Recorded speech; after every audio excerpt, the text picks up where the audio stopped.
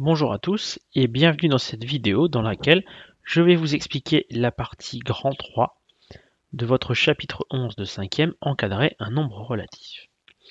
Alors le principe c'est que nous allons choisir un nombre relatif, ici moins 3,789, pour éviter de l'avoir copié à chaque fois, on lui donne un nom, voilà, on l'appelle x.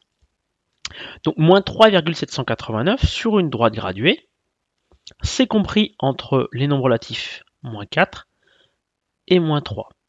Voilà. Donc je vais passer sur GeoGebra où j'ai effectué la même chose. Donc ici on retrouve notre nombre x compris entre moins 4 et moins 3.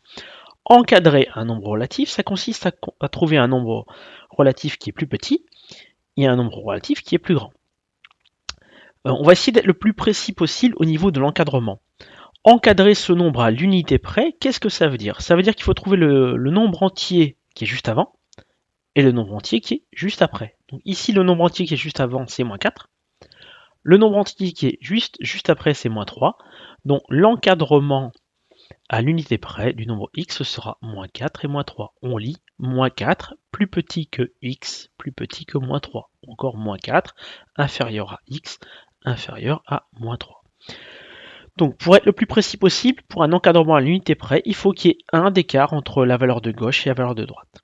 N'hésitez pas à vous relire quand vous avez fait votre encadrement et bien vérifier que le nombre le plus petit est bien à gauche et le nombre le plus grand est bien à droite. Si vous inversez le moins 3 et le moins 4, malheureusement c'est complètement faux, sauf si vous avez inversé les symboles de comparaison bien sûr. Alors, on va essayer d'être plus précis parce que dire que x est compris entre moins 3 et moins 4, enfin entre moins 4 et moins 3 c'est bien, mais on peut être plus précis en zoomant en fait. Alors voilà l'intérêt de GeoGebra, c'est que à l'aide de la molette, je vais pouvoir zoomer et faire apparaître des graduations qu'on ne voyait pas jusqu'alors. Il ne faut pas que j'oublie quand même ma lettre X au passage. Voilà, je vais la mettre là. Donc je zoome. Voilà. Et là, vous pouvez voir que je retrouve mon nombre moins 4, mon nombre moins 3, mon nombre X qui est moins 3,789 qui est placé ici.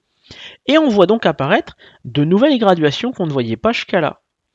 On va donc pouvoir être plus précis et fournir un encadrement au dixième près. Au dixième près, ça veut dire que au niveau de la valeur qui est juste avant et la valeur qui est juste après, on va donner un chiffre après la virgule. Donc le nombre avec un chiffre après la virgule qui est juste avant, c'est moins 3,8. Celui qui est juste après, c'est moins 3,7. Nous avons donc un encadrement en dixième près. Donc on retrouve moins 4 et moins 3 ici. On a donc les nouvelles graduations qui apparaissent. Comment est-ce qu'on sait qu'on est à moins 3,9? Bien entre moins 4 et moins 3, vous avez un d'écart. 1 pour 10 cases, on a donc un pas de 0,1. Voilà.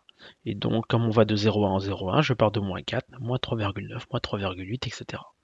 Mon nombre x étant placé ici, on retrouve l'encadrement, donc juste avant moins 3,8 et juste après moins 3,7. Pour vérifier qu'on est bien au dixième près, il faut qu'il y ait un dixième d'écart entre la valeur de gauche et la valeur de droite. De la même manière que précédemment, vérifiez bien que ici la plus petite est à gauche, la plus grande est à droite. En suivant le même raisonnement, donc on a vu que notre nombre x était compris entre moins 3,8 et moins 3,7. On va continuer de zoomer de manière à faire apparaître encore une fois, alors je vais déplacer ce qui va me servir, donc de manière à faire apparaître des graduations qu'on ne voyait pas jusqu'à maintenant.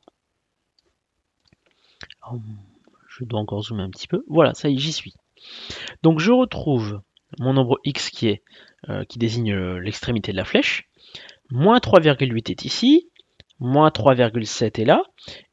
Donc comme moins 3,7 c'est moins 3,70 et que moins 3,8 c'est moins 3,80, on fait apparaître des graduations qu'on ne voyait pas jusqu'à là. Et donc on va pouvoir améliorer la précision de notre encadrement. Donc vous voyez que pour avoir un encadrement au centième près, on va donner le nombre avec deux chiffres après la virgule qui est juste avant, moins 3,79. Et le nombre avec deux chiffres après la virgule qui est juste après, moins 3,78. Vous retrouvez la même logique ici, donc le moins 3,8 qui arrive ici, moins 3,7 qui arrive là. On voit apparaître les nouvelles graduations. Pour voir où on imagine ici que moins 3,8 c'est moins 3,80, moins 3,7 c'est moins 3,70. On a 0,1 d'écart entre les deux nombres et 10 cases. 0,1 divisé par 10, ça fait 0,01. On a donc un pas d'un centième. et donc on retrouve notre encadrement au centième près qui est là. La question, c'est est-ce qu'on pourrait continuer? Est-ce qu'on pourrait donner un encadrement au millième près, donc avec 3 chiffres après la virgule, hein. Alors on va aller voir, on continue, on a toujours la même logique, alors je vais déplacer mon nombre x, je vais zoomer donc cette partie-là.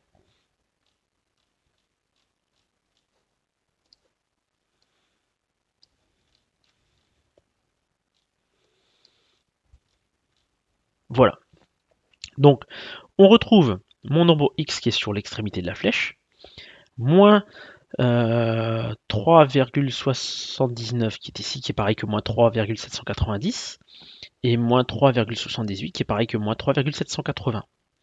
On a donc un pas cette fois-ci d'un millième, et vous pouvez voir qu'on tombe précisément sur une graduation. On n'est pas compris entre deux graduations comme précédemment. Donc on ne pourrait pas donner un encadrement en millième près, vu qu'on tombe pile poil sur une graduation. Voilà. Donc j'espère que cette vidéo vous permet de mieux comprendre les encadrements. Donc vous devez imaginer, donc quand vous devez donner un encadrement, ce que je viens de vous montrer avec GeoGebra, ça doit se passer dans votre tête. Et bien trouver en fonction de ce qu'on vous demande le nombre de gauche, le nombre de droite, contrôler que vous avez bien mis le plus petit à gauche, le plus grand à droite, et qu'il y a bien 1 d'écart quand c'est à l'unité près, 0,1 d'écart quand c'est au dixième près, 0,01 d'écart au centième près, éventuellement 0,001 d'écart au millième près, etc. etc., etc. Voilà. Donc j'espère que cette vidéo vous a aidé, et rendez-vous dans une prochaine vidéo. À bientôt.